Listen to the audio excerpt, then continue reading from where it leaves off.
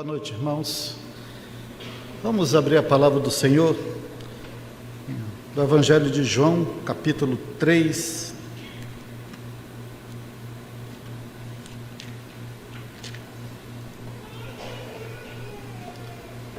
João, capítulo 3, os versos 19, 20 e 21.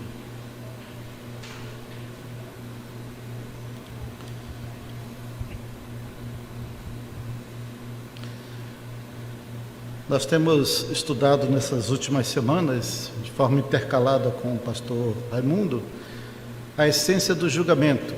Vimos a parte 1, versículo 19, parte 2, versículo 20, e hoje terminaremos com o versículo 21. Está escrito: o julgamento é este, que a luz veio ao mundo, e os homens amaram mais as trevas do que a luz, porque as suas obras eram mais. Pois todo aquele que pratica o mal aborrece a luz, e não se chega para a luz, a fim de não serem arguidas as suas obras. Quem pratica a verdade, aproxima-se da luz, a fim de que as suas obras sejam manifestas, porque feitas em Deus. Então hoje nós iremos ver a essência do julgamento, a parte 3, sobre a prática da verdade, proximidade, manifestação e o devido crédito na luz.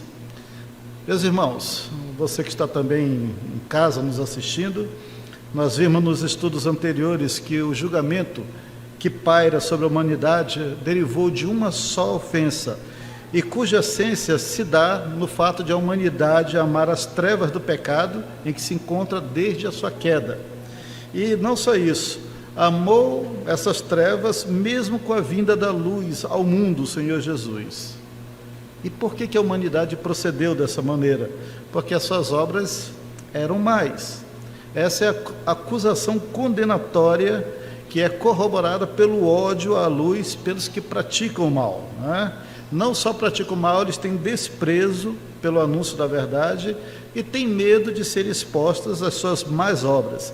E com isso confirmam o justo veredito de Deus sobre a humanidade ímpia. Então a essência do julgamento é que a luz veio ao mundo, mas os homens amaram mais as trevas do que a luz. Por quê? Porque as suas obras eram mais.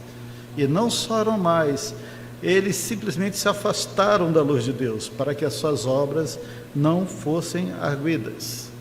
E eu quero começar o estudo dessa noite dizendo assim, que é possível que alguém diga no seu coração o seguinte: olha, eu não amo as trevas, né? Eu não pratico a maldade, eu não faço mais obras, eu não odeio a luz.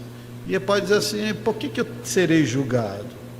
O problema com esse pensamento, com essa frase, é a definição da prática do mal e como essa prática se relaciona com a luz que vem da palavra de Deus.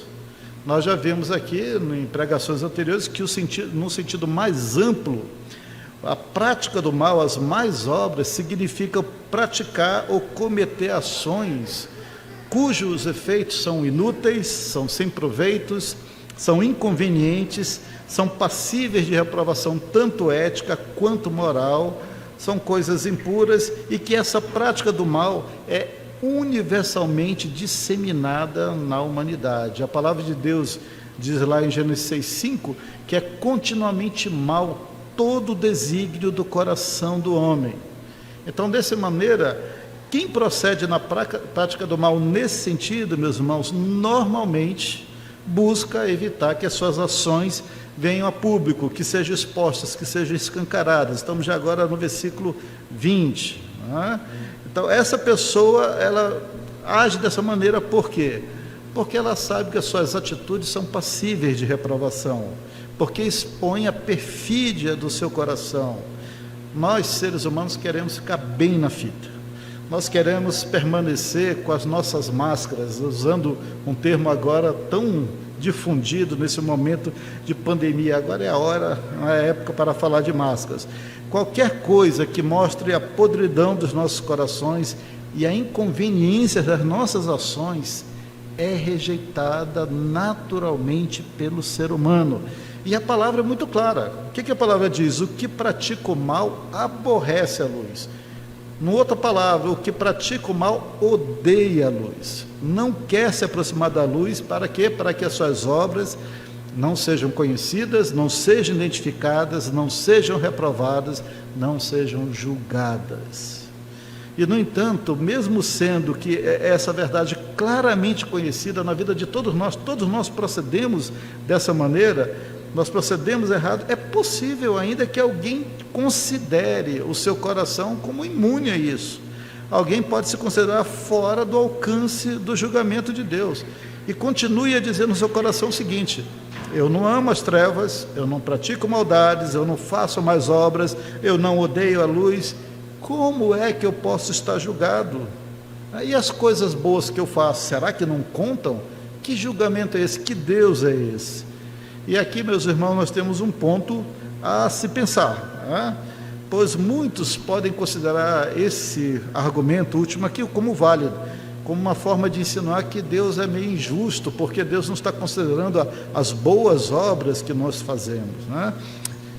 Meus irmãos, as provas do julgamento já foram apresentadas anteriormente, e aqui eu quero lembrar, quais são as provas? A luz veio ao mundo, Cristo veio ao mundo, e a humanidade odiou a luz da verdade, a luz da justiça que veio de Cristo. A humanidade amou as trevas do engano e do pecado, né? E por que assim o fez? Por que assim procedeu? Porque ela vivia de forma reprovável, contrária aos mandamentos do Senhor, e viveu dessa forma longe da luz, porque justamente queria e quer continuar nos prazeres dos seus pecados ocultos. Querem esconder as evidências da sua conduta iníqua. Não deram crédito na luz, não receberam a Cristo, não se voltaram para Deus, não se arrependeram das suas más obras. O julgamento do Senhor é justo sobre isso. A humanidade, ela está sob o justo juízo de Deus, e no justo juízo de Deus ela está condenada, ela já está julgada, e ela aguarda somente a proclamação da sentença condenatória, como está escrito em João, aqui nesse mesmo capítulo 3, verso 18, o que nele crê não é julgado, o que não crê já está julgado, porquanto não crê no nome do unigênito Filho de Deus. Então aí o verso 19, o verso 20, nós temos as provas da condenação do mundo em termos negativos, né? Do ponto de vista daquele que procede de forma reprovável. Mas no versículo 21, nós temos uma mudança, de certa forma, de perspectiva.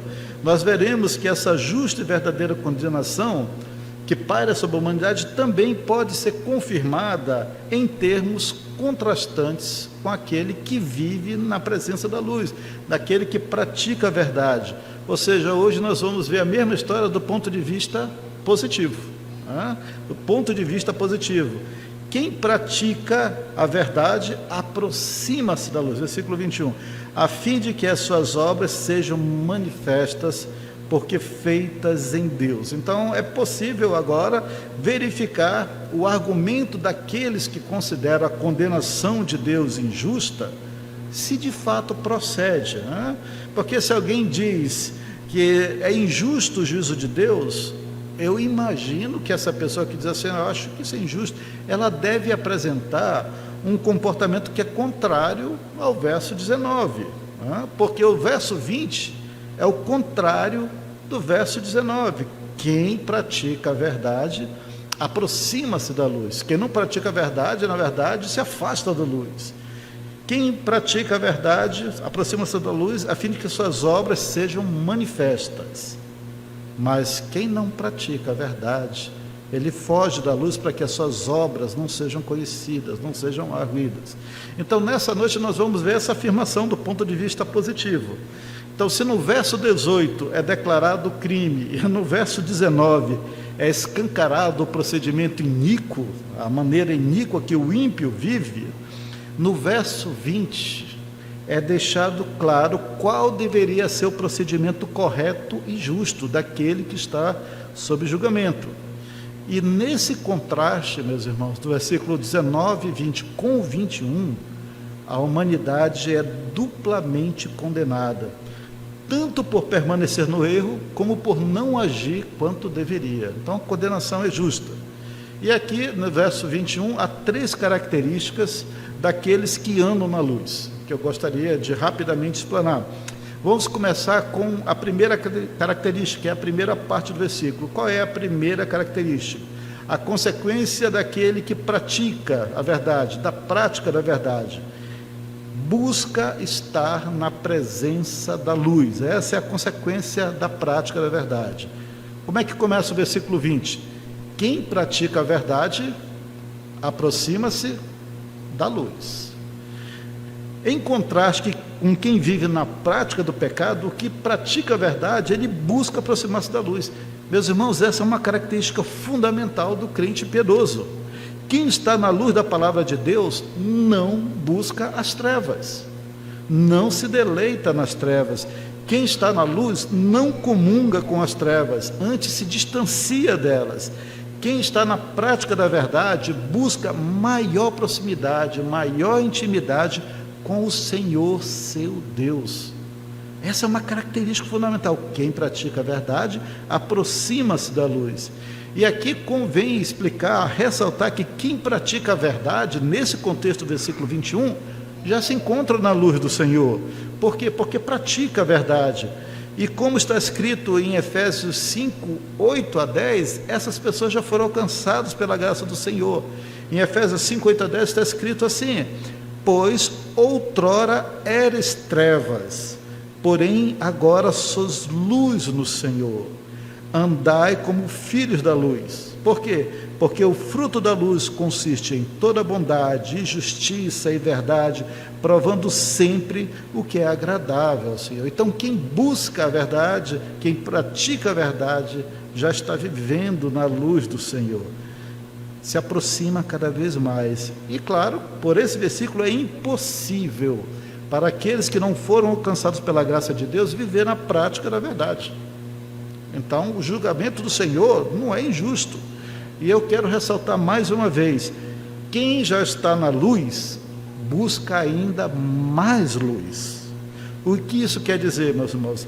Tem como alvo viver a bondade de Deus. Essa pessoa busca praticar a justiça que vem da cruz. Ela se esforça para crescer no conhecimento da verdade de Cristo Jesus. Ou, em outras palavras, ela busca viver de forma agradável a Deus. É nesse sentido que quem pratica a verdade se aproxima cada vez mais da luz.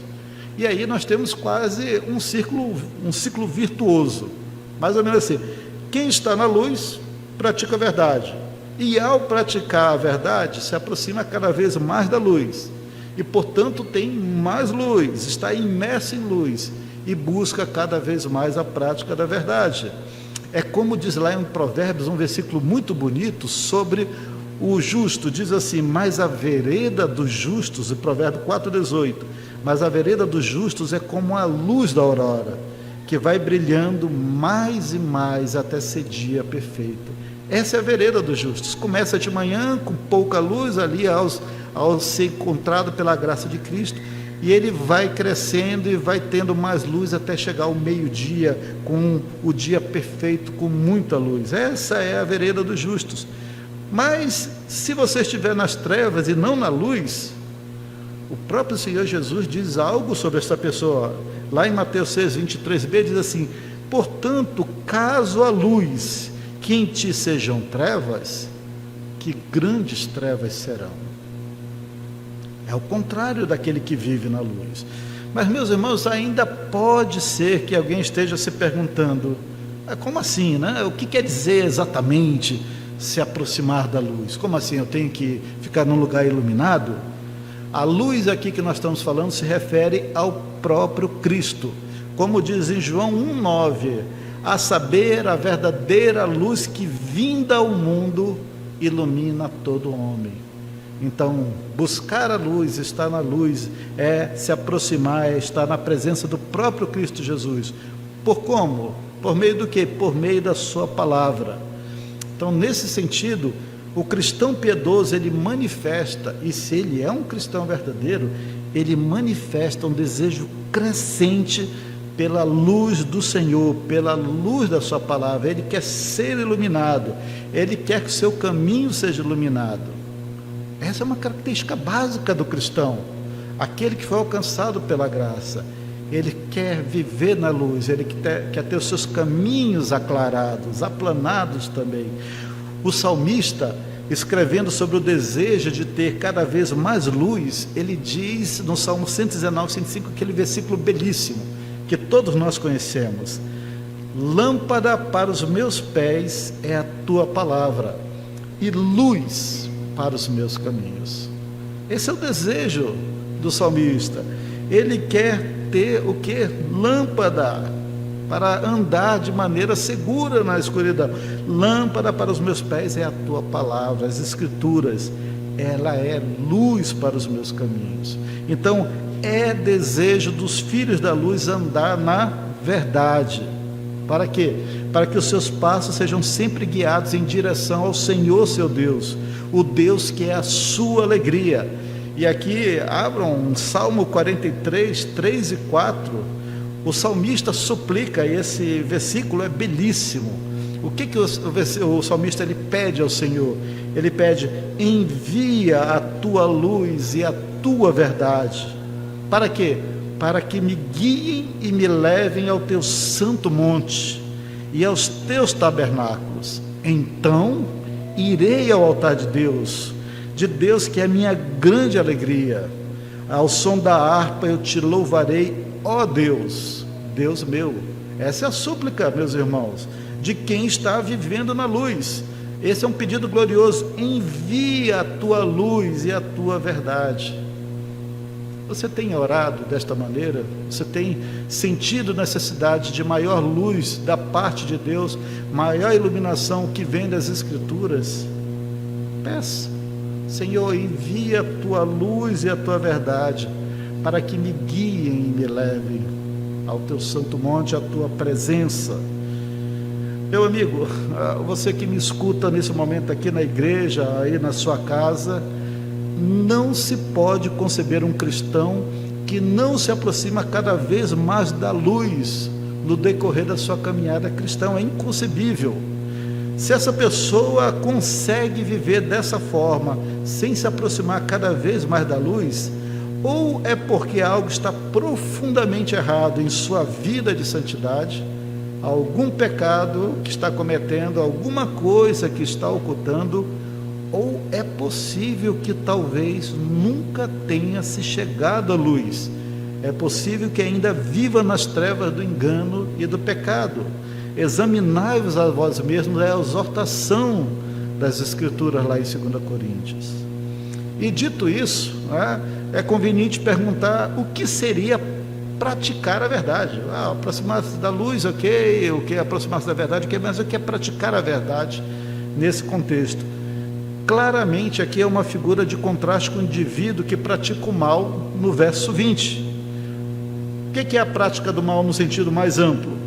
Todas as atitudes inúteis, fúteis, sem proveitos, passíveis de reprovação ética, moral.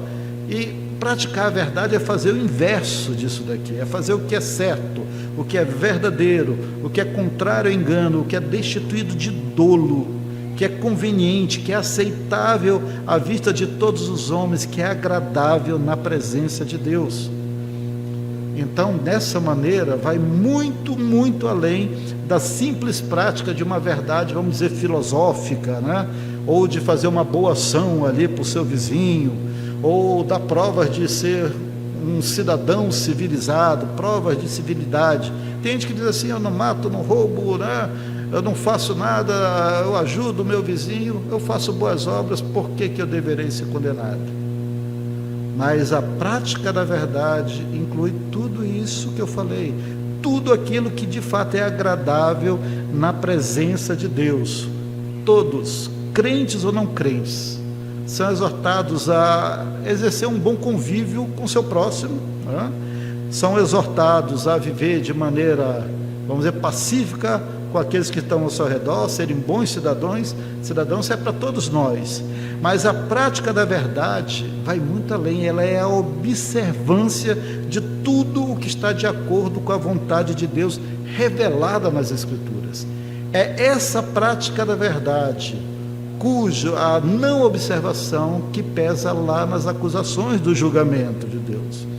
No Salmo 1, que nós não vamos ler, nós temos a ilustração do mais perfeito contraste entre o justo e o ímpio, o justo que busca a justiça do Senhor e o ímpio que pratica o mal.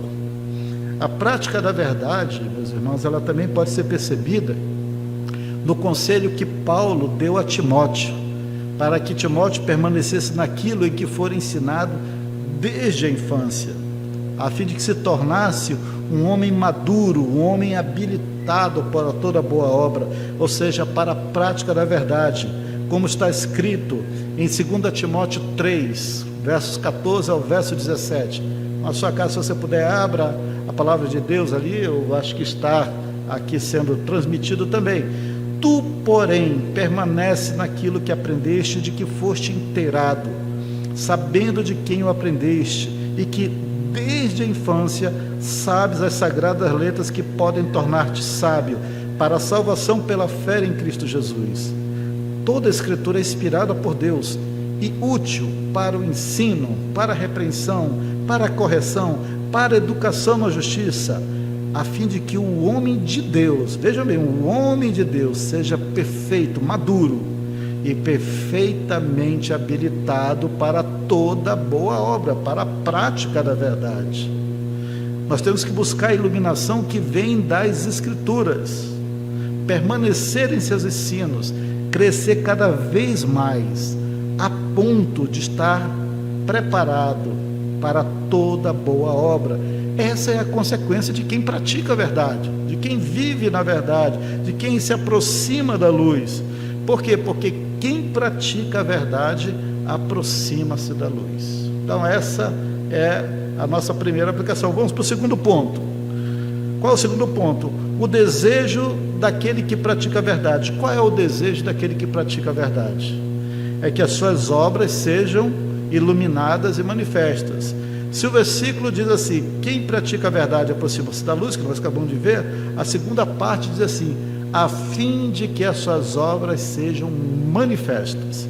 Então, o desejo daquele que vive em piedade é de que as suas obras sejam iluminadas, estejam claras, manifestas a todos. Meus irmãos, aquele que pratica a verdade, ele se achega para a luz com um propósito muito definido. Qual é esse propósito? Que as suas obras, a sua prática da verdade sejam iluminadas, se tornem visíveis a todos. E aqui alguém pode perguntar assim, mas por que esse cara é tão santo assim, né? Porque é seu desejo que suas obras sejam manifestas. Será que ele não está querendo se mostrar para os outros, né? Mas há vários motivos para que o santo de Deus deseje isso. Em primeiro lugar, né, eu quero deixar claro que não há nesse homem, nesse cristão que está na presença da luz, nenhum propósito em vangloriar-se das suas obras na presença de todos. Ele não tem o desejo de tocar trombeta como os hipócritas toda vez que faz alguma boa obra. Antes, a sua razão, o seu desejo é que ele não tem do que se envergonhar, tanto das suas atitudes quanto das suas palavras. Ele pode tranquilamente deixar à vista de todos a sua vida, o seu procedimento na sociedade. Ele não tem o que temer. O Senhor Jesus, ele andava tranquilamente, fazendo boas obras em todos os cantos. Ele não tinha o que temer, ele não tinha do que se envergonhar. Por quê? Porque esse cristão, ele sabe que o seu Senhor, o seu Deus, se agrada do seu procedimento, da sua conduta, da sua forma de falar, da sua forma de ouvir, até mesmo da sua forma de irar. Tudo isso, o cristão piedoso, ele não tem problema em viver. Se você, e aqui eu volto para você nessa noite, se você vê problemas em sua conduta pessoal, se você tem problemas que essa conduta venha a ser conhecida pelos demais, possivelmente há alguma esfera na sua vida que precisa urgentemente da luz do Senhor. Tem gente que não gosta de deixar sua conduta conhecida. Tem gente que fora da sua casa é de um jeito, dentro de casa é outra coisa completamente diferente. E aquele lado que está ali escondidinho, ele não deixa a mostra para ninguém. Ele não quer que sejam manifestas as suas obras. Mas aquele que está na luz, ele vive na luz para que as suas obras sejam manifestas. Ele não vê problemas. Mas se você vê, alguma coisa está errada, tem que ser urgentemente consertada na presença do Senhor. Meus irmãos, vocês já perceberam que na presença de uma luz muito intensa, fica muito evidente traços defeituosos, sujeiras, marcas, por exemplo, numa superfície? Já repararam isso? Há alguns anos atrás, as TVs começaram a adotar o sistema de alta definição, transmissão de alta definição, e eu lembro que quando começou a transmissão em HD, algumas celebridades, eles não viram com bons olhos aquela nova definição, porque deixava muito evidente as marcas de pele, as rugas, as manchas, as marcas de expressão, ficava muito claro, muito manifesto a todos, principalmente no estúdio, com aquela excelente iluminação. Essas celebridades temiam ter os seus rostos, vistos como de fato são. Na Bíblia, o Senhor Jesus apontou um homem que não tinha com que se preocupar, ele não estava com medo de ter muita luz sobre ele, Tinha um homem que ele não tinha com que se preocupar de estar na presença da verdadeira luz. Esse homem se chamava Natanael. Quando ele se aproximou do Senhor Jesus, ele ouviu do mestre o seguinte: eis um verdadeiro israelita em quem não há dolo. Não tem manchas, aqui não tem coisas escondidas. Ele não tinha o que esconder, não vivia uma vida de engano, uma vida dupla, uma vida com agenda oculta, com máscaras. Não tinha dolo em seus procedimentos. Da mesma forma, o cristão, ele não teme a crítica, ele não teme a calúnia, porque ele não tem o que esconder, porque as suas obras são feitas em Deus. E a pergunta que tem que se fazer nesse momento é: há dolo em minha vida? Há engano? Há coisas que eu quero esconder? Tem algo que a luz do Evangelho revela na minha vida que eu não quero que ninguém saiba? Você teme o escrutínio da palavra do Senhor em sua vida? Quem pratica a verdade aproxima-se da luz, a fim de que as suas obras sejam manifestas. Mas há também outra razão pelo qual esse cristão não teme que as suas obras sejam manifestas. E isso tem a ver, meus irmãos, com a vida de santidade. Deixa eu explicar esse ponto. Um indivíduo que se diz cristão e teme o julgamento do mundo, e dependendo do ambiente que ele está, ele não se esforça para ser reconhecido como um cristão. E tem cristão que é assim: quando está no meio do mundo, ele vive como o pessoal do mundo. Quando ele está no meio dos crentes, ele vive como se fosse crente. Talvez essa pessoa de fato não seja cristão. É da natureza dos filhos de Deus brilhar em meio às trevas, manifestar naturalmente as obras do seu caráter e apontar que isso é obra de Cristo em sua vida. Esse cristão, ele não poderá esconder a sua natureza, porque o próprio Senhor Jesus afirmou lá em Mateus 5,14, ele disse: vós sois a luz do mundo. Não se pode esconder a cidade edificada sobre o monte. Você não tem como se esconder, as suas obras vão brilhar, vocês são luz do mundo. Portanto, aquele que está na luz, será ele mesmo luz. Nós estamos na luz do Senhor, mas também somos luz. O cristão que busca a santidade, ele não se envergonha de ser chamado filho de Deus, no meio de uma geração adúltera e pecadora. O desejo de que suas obras sejam claras, sem quaisquer trevas, é fruto da prática da verdade. Você vive assim? Você quer que as obras do Senhor, que você tem evidenciado em sua vida, sejam manifestas a todos? Se você tem esse desejo, isso é próprio do cristão.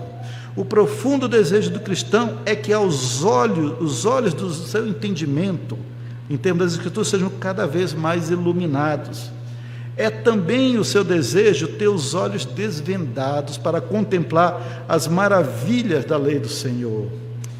Lá em Salmo 119, o salmista ama a lei do Senhor no Salmo 119, ele diz no versículo 18 o seguinte: desvenda os meus olhos para que eu contemple as maravilhas da tua lei. Esse é o desejo daquele que está na luz. Desvenda os meus olhos, tira as trevas do meu coração e me ilumina para que eu contemple as maravilhas da tua lei. Aquele que assim procede, meus irmãos, também deseja ser um farol, um modelo para o seu próximo. Ele nem precisa se esforçar, ele é luz. Ele não pode ser, de certa forma, escondido. Essa luz não pode ser escondida. Ele é como uma cidade edificada sobre um monte, cuja luz não pode ser escondida. Ele não pode se esconder. Quem pratica a verdade aproxima-se da luz, para que as suas obras sejam manifestas. E por fim, nós temos a terceira aplicação. Há uma forte razão para quem pratica a verdade se aproximar da luz, e essa é importantíssima. A parte 3 é o reconhecimento daquele que pratica a verdade. As suas obras são devidas ao Senhor. Então, terminando o versículo 21, quem pratica a verdade aproxima-se da luz, a fim de que suas obras sejam manifestas. E olha o finalzinho: porque feitas em Deus. Aquele que pratica a verdade e se aproxima da luz e deseja que as suas obras sejam manifestas a todos, assim o faz porque ele sabe, ele reconhece que todas as suas obras, o seu comportamento são devidas exclusivamente ao Senhor Deus. Todas as suas obras são devidas ao Senhor. Meus irmãos, aquele que vive na prática da verdade, ele sabe que a sua vida, a sua conduta santa, são o que são por obra de Cristo, por causa da obra de Cristo aplicada em seu coração. Ele sabe que o seu procedimento, como diz lá em Filipenses 11, é cheio do fruto de justiça, o qual é mediante Jesus Cristo para a glória e louvor de Deus. Não é dele, é para a glória e louvor de Deus. Seu procedimento tem fruto de justiça. Por causa dele não, mediante Cristo. Para quê? Para a glória e louvor de Deus. E aqui eu pergunto: por que do desejo do cristão que o seu comportamento santo seja de todos conhecidos? Para que seja honrado quem? A Deus. Ele não deseja que o seu comportamento seja conhecido dos outros para que ele seja honrado, né? Ele não quer ser notado pelos homens, porque se ele agir dessa maneira, ele não procede como um cristão, ele procede como um fariseu. Será que ele quer que as suas boas ações sejam notadas para obter favores da igreja? Favores do ponto de vista de influência política, ideológica, manipulação emocional dos outros? Favores financeiros? Se ele vive dessa maneira para obter isso, então esse homem claramente, essa pessoa claramente não foi alcançada pela graça. É lobo em pele de ovelha. E tem muita gente nas igrejas do Senhor que estão ali simplesmente para angariar favores para si mesmos. São lobos em pele de ovelha. Essa pessoa ela deve ser notada e deve ser excluída da congregação dos santos. Não, meus irmãos, a resposta correta é: ele deseja que o seu comportamento santo seja conhecido, porque dessa forma o seu Senhor será glorificado, será louvado entre as pessoas, como ensinou o Senhor Jesus em Mateus 5,16. O que está escrito em Mateus 5,16? Diz assim: assim brilhe também a vossa luz diante dos homens, para que vejam as vossas boas obras e glorifiquem o vosso Pai que está no céu. Repito: assim brilhe também a vossa luz diante dos homens. Para quê? Para que vejam as vossas boas obras. As pessoas têm que ver essas boas obras e glorifiquem o vosso Pai que está nos céus. Por quê? Porque as suas obras são feitas em Deus. Não há no cristão piedoso, meu querido, o desejo de buscar para si a honra e a glória que são devidas unicamente a Deus. Se o seu trabalho tem dado bons frutos, ele acredita ao Senhor esses bons frutos por meio da sua graça. É como diz o apóstolo Paulo: pela graça eu sou o que sou. Todo louvor vai para Deus, pois é dele o poder para que nós vivamos em santidade. Todos os bons frutos da vida do cristão são creditados à obra do Espírito Santo em seu coração. Até o orar como convém, que nós não conseguimos orar como convém, necessita da ajuda da obra divina. Nós somos necessitados do poder de Deus para vivermos de modo agradável ao Senhor. E aqui, já terminando, um dos sinais claros de que o cristão está amadurecendo na vida de santidade é a sua percepção do alcance do poder do Senhor em todas as áreas da sua vida. Isso é importante, isso é um sinal de amadurecimento.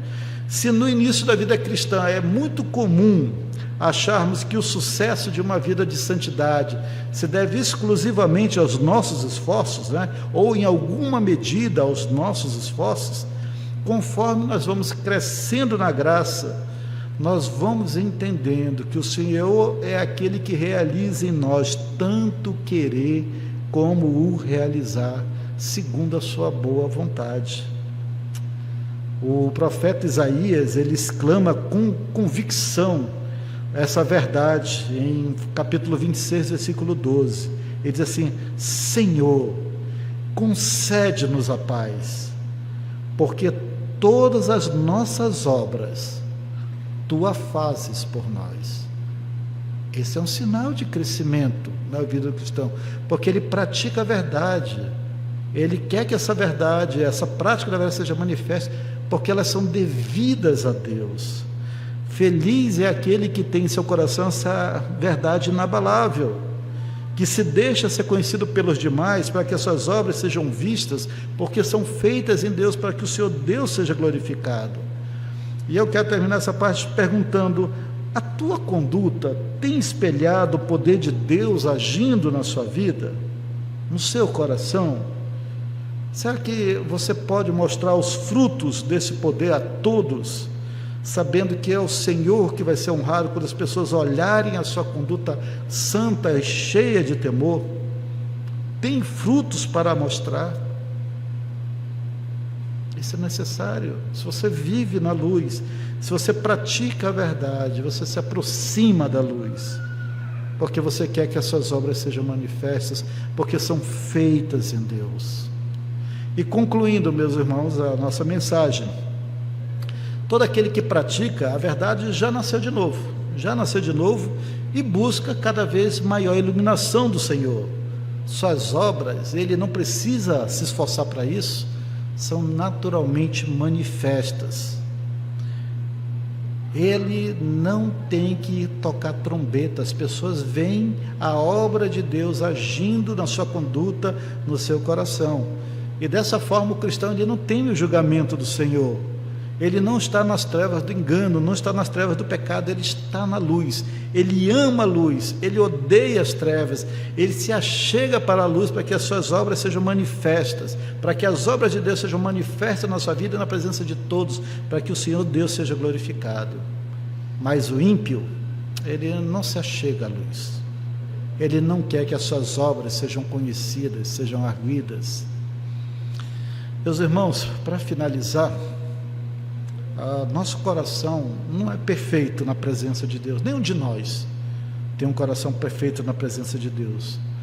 O nosso corpo ainda não foi redimido e nós ainda vivemos num mundo onde o pecado impera. Certamente há diversas áreas tenebrosas em nossos corações em que a luz da palavra de Deus precisa iluminar. E aí nós só podemos nos voltar para o Senhor cheio de esperança, clamando iluminação. E eu quero terminar com 2 versículos do Salmo, que será a nossa oração nesse momento. Salmo 18, 28. Essa oração você tem que lembrar sempre, Se você estiver sozinho com o Senhor, lembra de pedir isso. Senhor, porque fazes resplandecer a minha lâmpada. Ó Senhor meu Deus, derrama luz nas minhas trevas.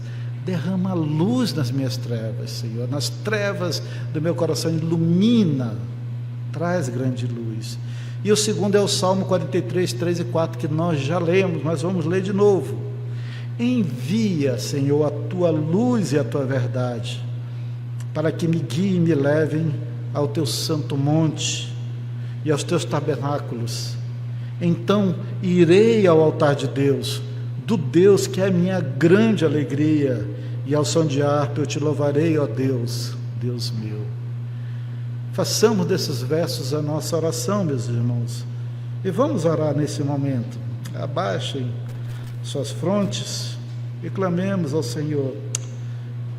Amado Senhor, Tu nos conheces a profundeza de nossos corações, conheces a nossa estrutura, Tu sabes que somos pó, Tu sabes, Senhor, das muitas trevas em nossos corações. Derrama, Senhor, luz em nossas trevas. Nós precisamos da iluminação perene, Senhor, da luz do Teu Evangelho, do Teu Espírito Santo. Envia, Senhor, a Tua luz, a Tua verdade, porque Tu tens sido a nossa alegria, o nosso refúgio desde sempre. Nós rogamos, Senhor, em nome de Cristo Jesus. Amém.